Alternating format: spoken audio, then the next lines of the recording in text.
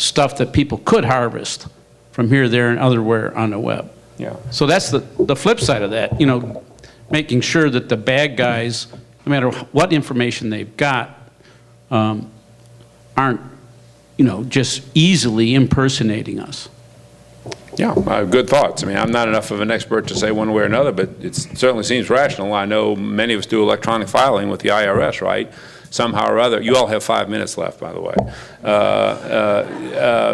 I do electronic filing with the IRS, right? Somehow or other, they ask a bunch of questions, which certainly seems convincing to them that I'm me, and if I misfile, I go to jail. Right? So I don't need a PIV card or anything, and HSPD 12, yada, yada. I mean, I go to jail. If I misfile, I go to jail. I mean, it seems like a unique enough identification for their purposes.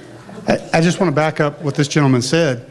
An interesting note, in tradecraft for the CIA, NSA, and people like that, when they think someone is suspect, they don't try for date of birth and mother's maiden name or any of the things that traditionally people are bringing to us, the government, as solutions. They do go down to, okay, what was your first significant girlfriend? What was her name and where'd you meet her? That's how they identify that the person that they're dealing with in tradecraft, spies and things like that, is truly who they are. These things have been out there for 40, 50, 60 years. Why do we still, as a community, I'm not picking on any individual company or agency, why do we insist on using things that we know don't work when we do have evidence of things that do work? I don't know, but I don't have an answer to that question. But I would suggest that those of you who think you do should be delivering that input to the government in some way, shape, or form. Now, forums like this are fine, but there may be more effective ones too. So with meetings with OMB on the Hill, or however you all do that, trade associations, FCA, things like that, conferences like this and discussions. But I think those are very good questions, very good topics for discussion. Yes, ma'am. Dr. Tibbits, when you did your governance data, VA-wide corporate data governance, was it specifically for adjudicating vocabulary ontology? Did you also, does it also govern how you do services-oriented architecture, who owns the services, where's the registry, any of that? No, not down to the level of software services, registry, repository, no. This is 99% business-driven, I'd say at the ontology semantic level about, you know, if you guys in VHA call this a mouse, and VBA do you call this a mouse, and cemeteries do you call this a mouse, and if so, fine, we all agree on that. Well, then that has financial implications for our clean audit opinion. It has with respect to supply chain management. If we all agree that if this were in somebody's lung, if we all agree that that's pneumonia, all agree to that, then perhaps we can then begin to look at the cost of effectively treating pneumonia in California versus treating pneumonia in Florida. So then we can begin to tie resources to health outcomes. So it's very much at the semantic level. So we're treating a lower level, much more technical level, at least right now,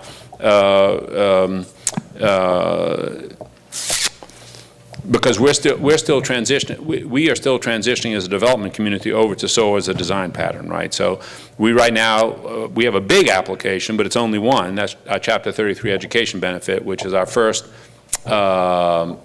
instantiation of SOA as a design pattern, and a lot of the infrastructure that comes with it, the ESB, registry, repository. Okay, and VBA very much engaged in all that. So it's very much a SOA initiative tied to the processes of administering education claims, right? So it's not just how we're going to design a message service or printer drivers. I mean, it's directly related to a very important business process. Nonetheless, that's the only one we've done that with so far. So what we learn off of that, we then intend to propagate across other business lines and other business problems. But I guess I should say, we intend to use SOA as a design pattern for all 13 of those initiatives that I just listed for you up there, right? So we're moving in that direction, but kind of building outward. That discussion per se was not part of the data governance discussion. Do you anticipate that you would have a separate governance structure for each one of those business areas? Well, that's part of the issue right now. Right now, we do. And the good news is they all have business sponsors, and they're either all fully staffed or they're approaching fully staffed. They're all going to be run with IPTs, et cetera, et cetera. That's all the good news. The bad news is for something, well, that this is probably where EA is going to begin. As I said, we're just convening this group, right, in a week or so to get them to start looking at what each other's doing. So far, no one has convened them to look at what each other is doing. All of the governance has been one by one. Number one, tell me what you're doing. Number two, tell me what you're doing. Number three, tell me, but not, let's look at what 1, 2, and 3 are doing together and see, well, gee, okay, well, at least the 3 of you, well, no, it turns out 6 of you actually need an identity management service. So, okay, who's building the identity management service? And if you got your schedules mapped out for that order of precedence, that's where we're just getting to right now. But right now, it looks to me like, I'd say that cross-project or cross-program integration or collaboration, it looks to me like it's going to wind up being EA that's going to pull them together to do that. That's where I think this seems to be going. It's so far, based on what I've been able to get them to do together. We have time for a few more questions.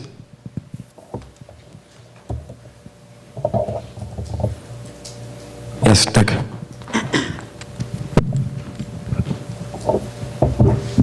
Dr. Tibbits, any reaction to the IAC report on Vista?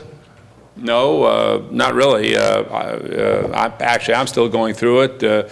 I know Roger Baker was, I'd say, very appreciative of the effort, thinks it was a good effort. However, we have not reached any conclusions on the, let's say, the architecture of the future electronic health record yet. We are going to have a architecture, I don't know, summit, I guess I could say, internal to the VA sometime in the next month or so, because we want to we want to collect in a more broad-based way opinions and thoughts from our own internal community with respect to what that architecture, what the design of the future needs to be. So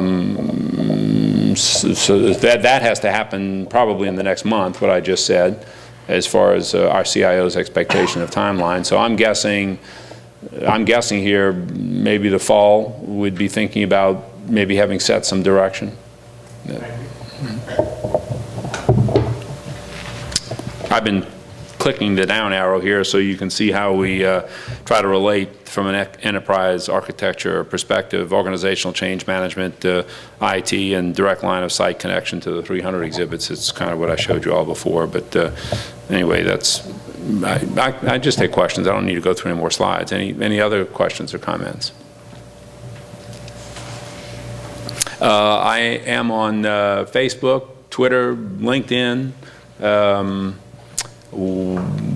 If any of you are on contract to us already, you might be able to get to discover.com. We have an internal networking site there on discover.com as well. We have just stood up our T4's bidders library. I just sent that link out on Twitter, LinkedIn, and Facebook. And OAL, I assume, will disseminate that in FedBizOps, I guess. But anyway, it's now up, and we're going to be posting more information as much as I can get them to post about how it is the VA operates for the purpose of helping you all put better proposals together, but also spot perhaps business opportunities that we ourselves didn't recognize. All right. Thank you so much, Paul.